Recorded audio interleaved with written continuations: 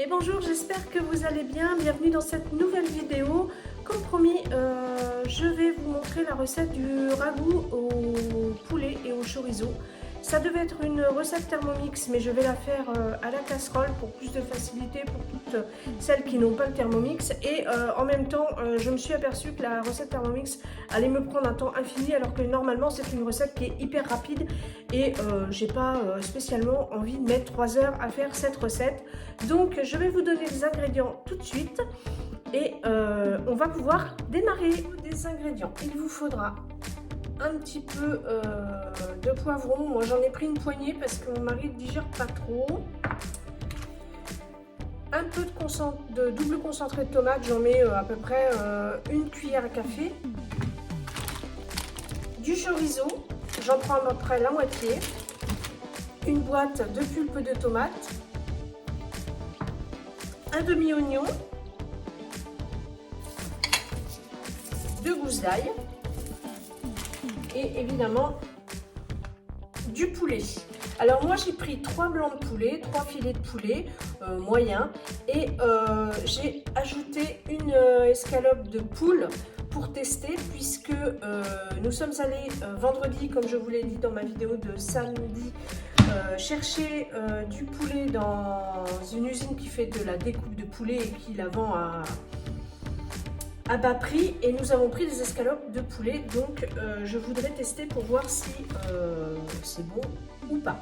Donc on va pouvoir démarrer la recette tout de suite. Bon, on va démarrer tout de suite la recette. Je ne vous filme pas ma tête puisque ce n'est pas l'intérêt. Donc on va prendre une sauteuse et alors non, elle n'est pas sale, c'est juste de l'eau qui a séché dedans.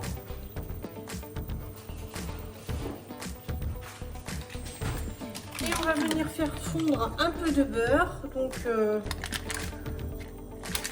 voilà, environ ça.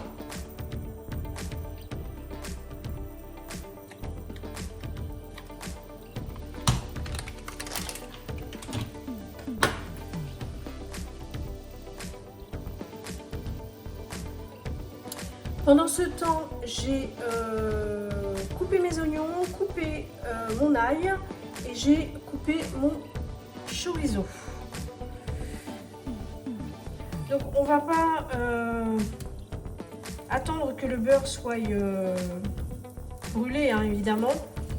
On va juste le faire fondre et un tout petit peu colorer. Et on va pouvoir faire revenir notre poulet.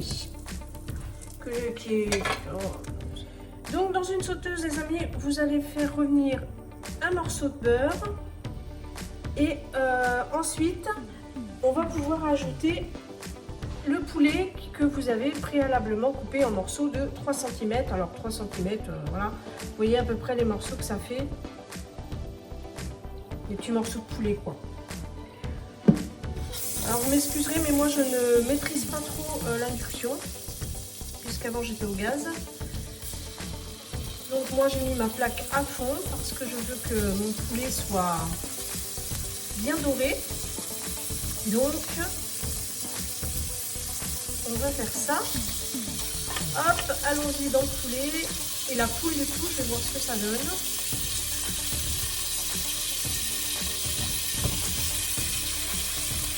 Voilà.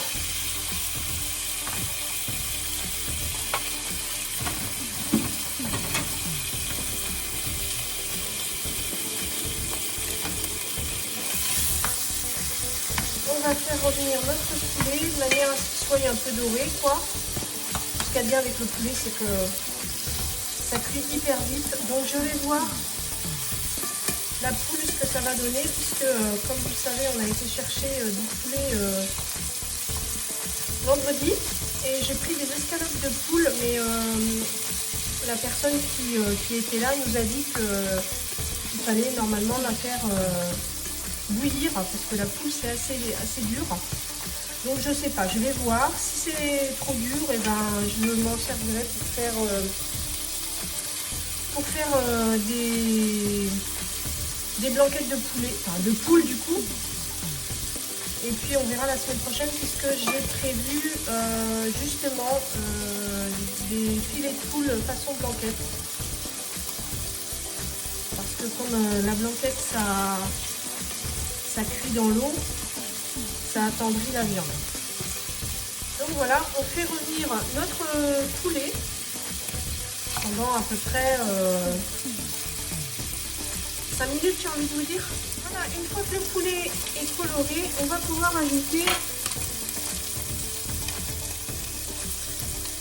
l'oignon et l'ail.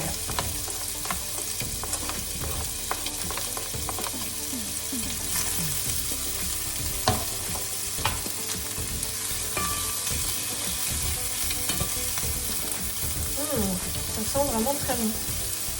Dès qu'on met les oignons, de toute façon, ça sent super bon. On va faire rissoler ça pendant à peu près 2-3 minutes. Et bien faire attention que l'ail ne brûle pas parce que l'ail brûlé, c'est très amer. Donc vous voyez, je vais baisser ma plaque. C'est dommage que vous n'ayez pas l'odeur avec. Ça sent trop bon.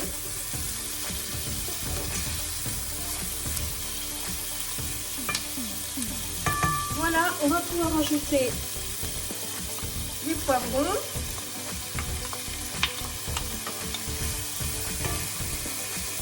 Et le chorizo qu'on a coupé en tranches.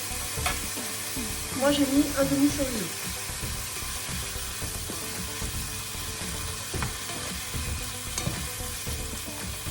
On va faire revenir ça pendant 5-6 minutes. Et maintenant, on va pouvoir ajouter notre conserve de tomates.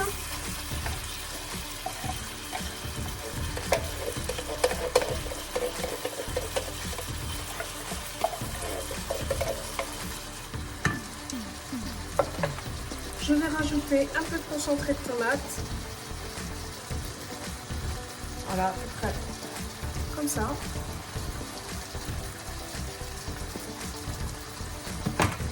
On mélange. Et je vais également ajouter de l'eau. Je vais ajouter à peu près la moitié de ma conserve.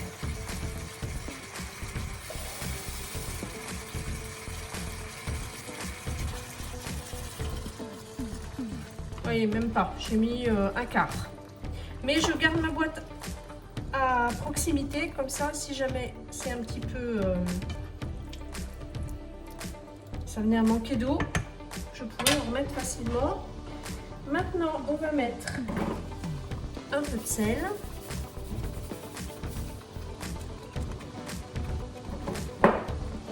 Un petit peu de poivre.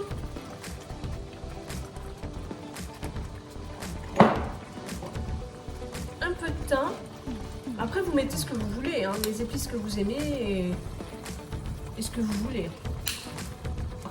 Et je vais ajouter, moi, un peu de paprika fumé.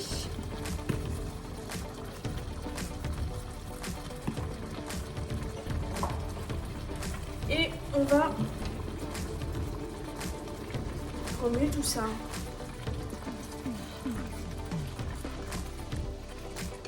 Ça sent super bon. Voilà. Et on va laisser mijoter ça pendant à peu près un quart d'heure. Bon. Et au bout d'un quart d'heure, vous pouvez servir avec des pâtes ou avec du riz. Alors dans la recette Thermomix, je vais baisser ma plaque. Dans la recette Thermomix, ils servent ça avec des pommes de terre vapeur. Nous, on n'est pas très fans des pommes de terre, donc moi, ça sera servi avec des pâtes. Je vous montrerai le résultat final quand ça sera cuit et quand ça sera dans notre assiette. Alors moi, j'ai couvert, mais j'ai oublié de vous dire, en fin de cuisson, quand au bout des un quart d'heure, vous pouvez rajouter une quinzaine d'olives. Ça apporte un petit goût acidulé qui est très bon. Et moi, je vais rajouter un peu de sucre pour casser l'acidité de la tomate. Parce que nous sommes des gens fragiles de l'estomac, mais nous aimons beaucoup les plats à base de tomates. Donc je mets soit un peu de sucre, soit un peu de bicarbonate, mais bon, ben là, ça sera un petit peu de sucre. Voilà les amis, c'est ici que se termine cette vidéo. Vous pouvez voir derrière mon plat qui termine de mijoter. Je vous mettrai des petites photos du plat servi dans les assiettes. En attendant, n'oubliez pas de vous abonner, de liker et de partager.